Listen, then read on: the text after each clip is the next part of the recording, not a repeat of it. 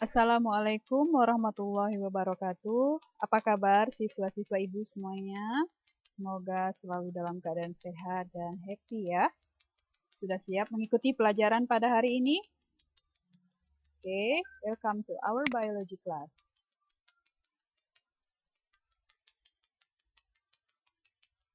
Adapun judul pertemuan kita pada hari ini adalah tentang jaringan tumbuhan. Ya, bersama Ibu tentunya Siti Hafsah Harhan. Masih ingat tentang struktur organisasi kehidupan pada makhluk hidup?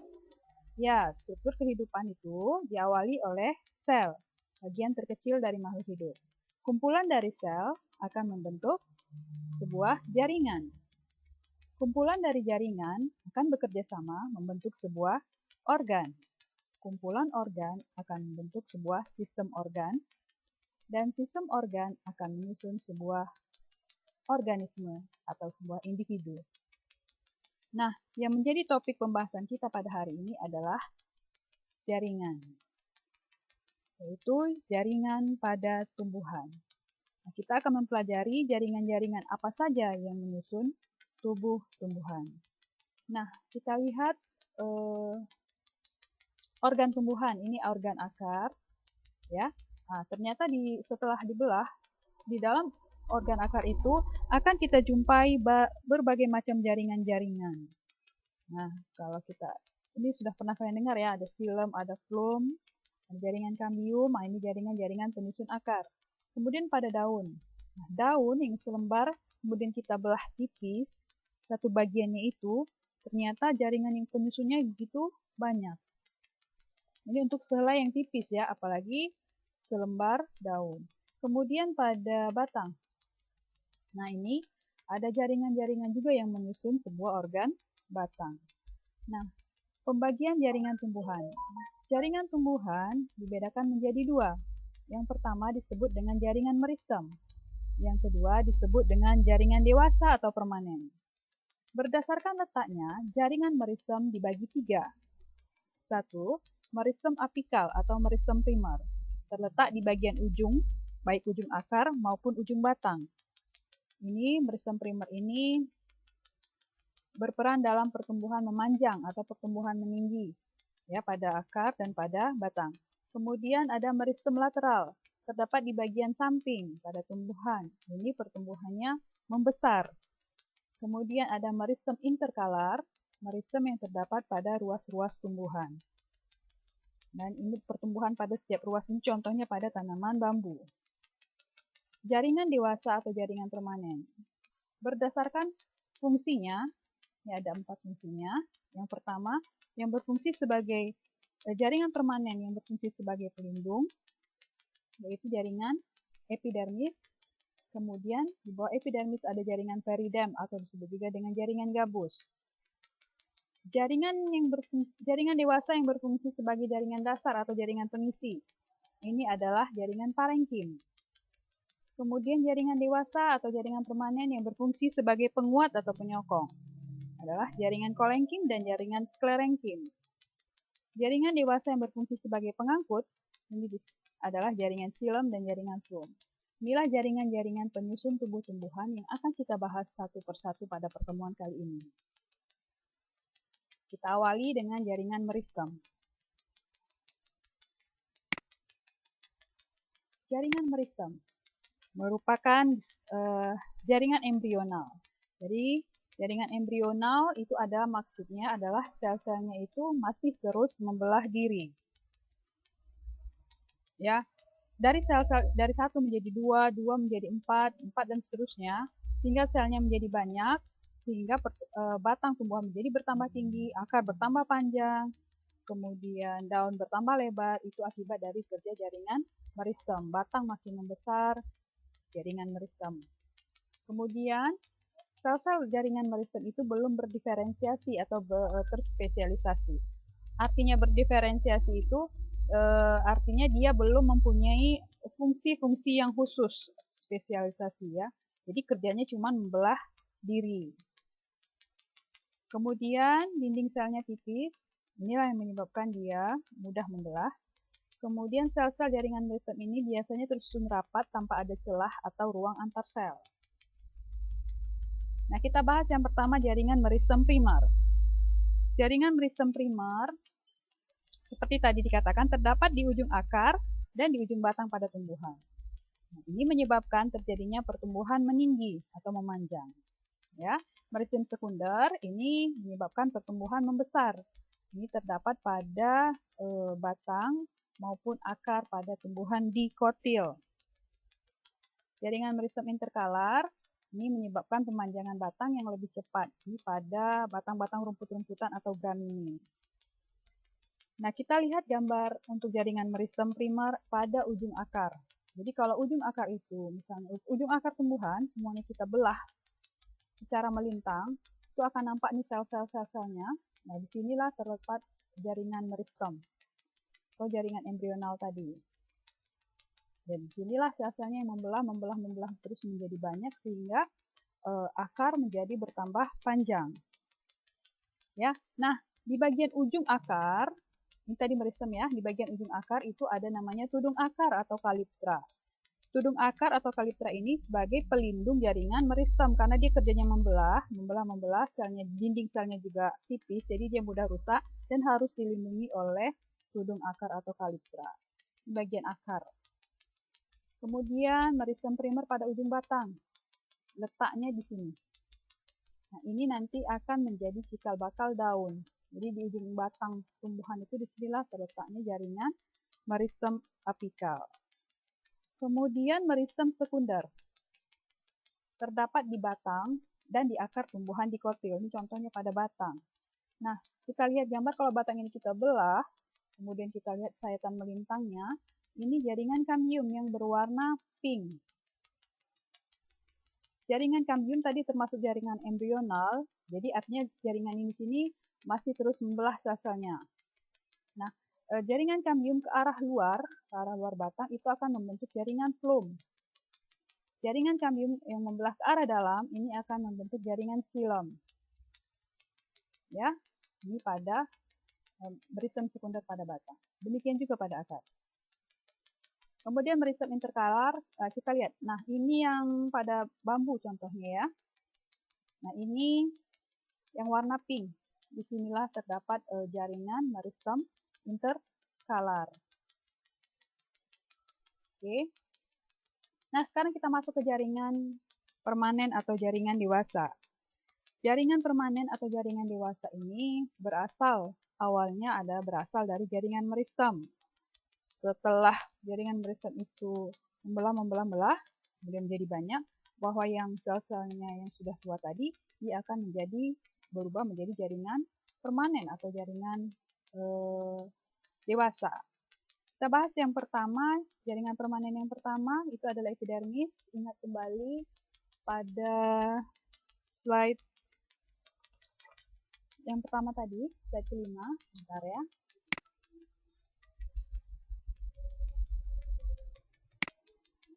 Nah, ini tadi, di jaringan dewasa atau jaringan permanen, yang pertama epidermis. Nah, ini kita bahas satu persatu.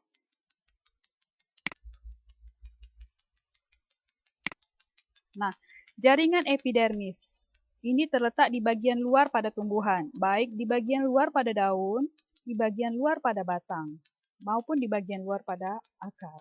Jadi, epidermis itu terletak di bagian terluar. Namun, pada beberapa daun, di atas jaringan epidermis ini ada satu lapisan lagi, disebut dengan lapisan lilin, berfungsi untuk mencegah daun mengalami penguapan yang besar.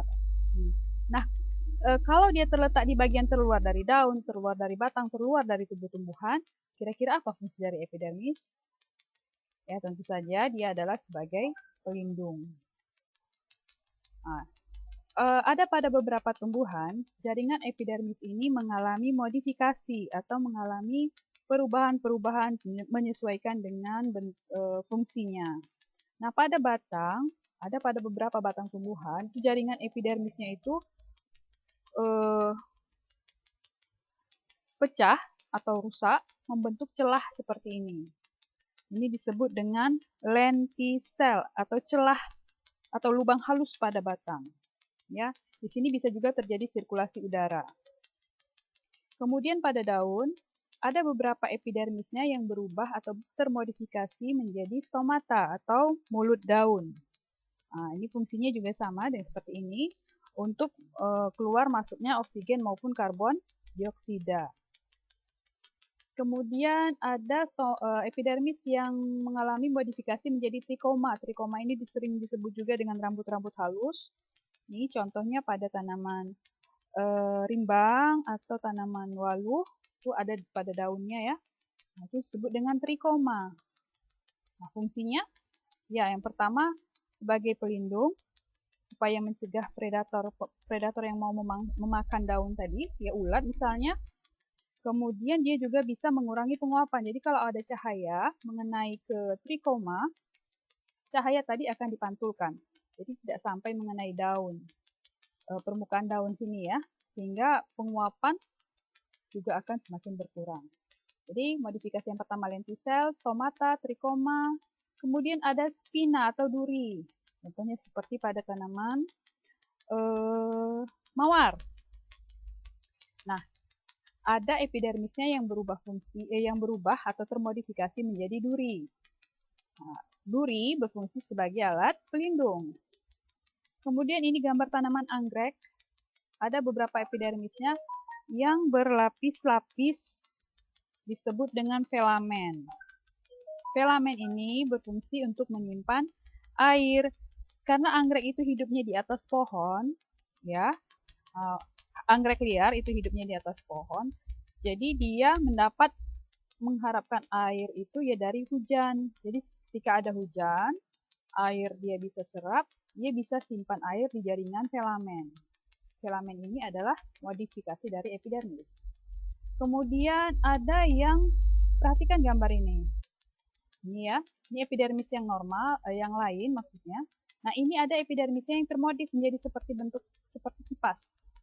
Disebut dengan bulliform. Bulliform ini fungsinya adalah supaya daun bisa menggulung. Ya, pada saat panas mungkin misalnya, daun akan menggulung untuk mengurangi penguapan.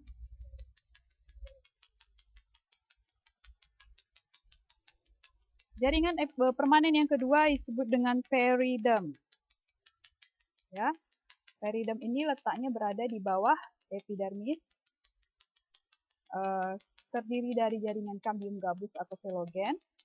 Nah, velogen ini akan membelah ke arah luar membentuk velum atau jaringan gabus, dan ke arah dalam dia akan membentuk velodam. Nah, ini contoh-contoh jaringan peridem. Jadi ini ya, setelah epidermis, ini di bawah. Ya, kemudian jaringan permanen yang berikutnya adalah jaringan parenkim atau jaringan dasar. Fungsinya adalah memperkuat kedudukan jaringan-jaringan lainnya. Ya. Kemudian sebagai tempat melekatnya jaringan lainnya, terdapat pada akar, pada batang, pada daun, dan pada buah. Jadi parenkim ini ditemukan hampir di seluruh organ tumbuhan. Nah, ini parenkim pada batang. Nih. Ya, namanya jaringan dasar atau jaringan pengisi. Nah, jadi ini jaringan pengangkut, xilem dan phloem. Nah, jaringan ini jaringan parenkim. Kemudian pada daun, nah ini adalah jaringan, ini adalah jaringan parenkim. Ini pada daun, ini pada batang. Berdasarkan fungsinya, parenkim itu dibedakan menjadi beberapa. Yang pertama, parenkim asimilasi, itu tempat fotosintesis, contohnya pada daun. Kemudian parenkim penimbun, untuk menimbun cadangan makanan. Bisa berupa gula, tepung, lemak, atau protein. Contohnya pada ubi, pada wortel, ya, pada umbi bawang, pada akar-akar rimpang-rimpang seperti jahe, ya, dan pada biji. Biji kan banyak mengandung endosperm ya. Kemudian parenkim air ini untuk menyimpan air, contohnya pada tanaman kaktus dan tanaman lidah buaya. Kemudian parenkim udara untuk menyimpan udara, contohnya adalah tumbuhan eceng gondok yang menyebabkan eceng gondok itu bisa mengapung di air. Kemudian parenkim pengangkut berfungsi sebagai pengangkut, ini contohnya pada jaringan silem dan pada jaringan phloem. Jaringan permanen berikutnya adalah jaringan kolenkim. Berdasarkan fungsinya tadi, jaringan kolenkim adalah jaringan sebagai penguat. Nah, kolenkim ini jaringan yang menguatkan organ-organ tumbuhan yang masih muda, yang masih mau terus tumbuh dan berkembang. Ya, penguat tumbuhan yang muda atau herba, tumbuhan herba. Sel-selnya bentuknya bulat-bulat, mengalami penebalan selulosa pada dinding selnya di sini. Ini jaringan kolenkim. Merupakan sel hidup. Dinding selnya tadi sudah dikatakan dari selulosa dan pektin ya. Kalau satu lagi sklerenkim. Kalau tadi kolenkim menguatkan pada organ tumbuhan yang masih muda, kalau sklerenkim ini lebih keras, jadi dia untuk menguatkan atau penyokong organ-organ tumbuhan yang sudah tua, yang sudah keras. Mempunyai dinding sel yang tebal dan keras. Ya. Nah, ini mengalami penebalan ini karena kandungan selulosa dan lignin. Nah, ini. Kalau tadi si kolenkim pektin ya, kalau ini lignin, zat kayu. Ini yang menyebabkan dinding selnya sangat keras. Ini contohnya jaringan sklerenkim ini kita jumpai contohnya pada batok atau tempurung kelapa. Nah, itu untuk buat keset dari ijuk itu ya, itu adalah jaringan sklerenkim. Oke, kita lanjut ke jaringan pengangkut, silem dan phloem. Yang pertama kita bahas adalah silem atau pembuluh kayu. Perhatikan gambar. Nah, ini adalah jaringan silem. Fungsi silem adalah mengangkut air dan garam-garam mineral dari akar menuju ke atas atau ke daun. Ini dia. Ya. Tersusun atas trakeit, trakea, dan parenkim. Nah, ini adalah gambar trakeit. Ini adalah gambar trakea. Parenkim tadi itu pengisi di antara trakeit dan trakea ini. Trakeit dan trakea ini ada jaringan parenkim. Ya.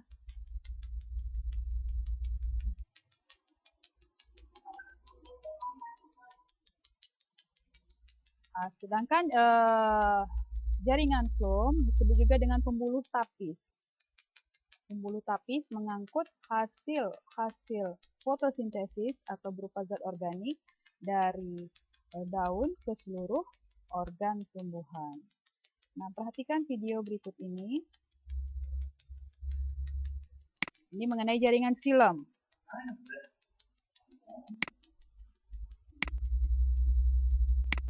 Ya, ini jaringan silem, bentuknya ini adalah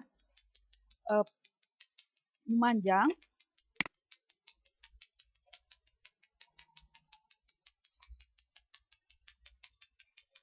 Ya, berbentuk ya.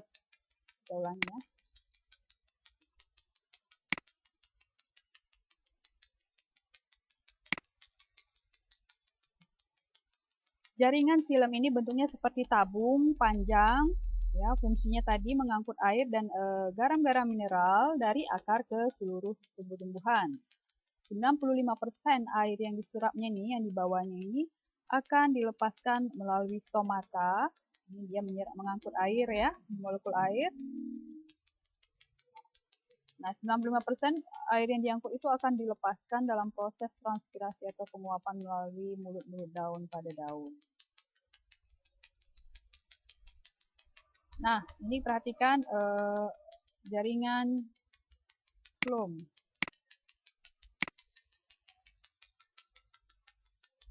Nah, ini perhatikan ini di daun. Ingat tadi phloem berfungsi mengangkut hasil fotosintesis. Berarti fotosintesis itu terjadi di daun.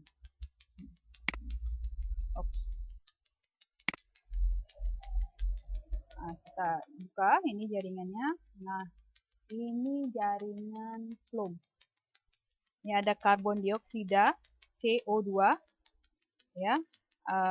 kemudian ada air, kemudian akan direaksikan di dalam daun, kemudian akan terbentuklah amilum atau glukosa.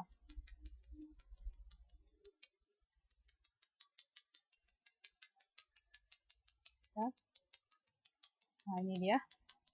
Ini ada tapis-tapisannya. Nah, kalau perhatikan kalau jaringan xilem arahnya itu searah. Jadi dari akar ke daun. Kalau phloem itu pengangkutannya ada yang ke atas, ada yang ke bawah. Jadi dari daun itu mengitari ke seluruh organ tumbuhan.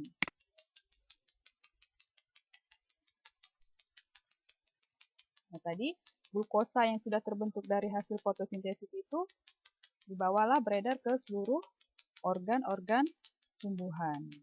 Oke, sekian dulu pertemuan kita pada hari ini mengenai jaringan pada tumbuhan. Assalamualaikum warahmatullahi wabarakatuh.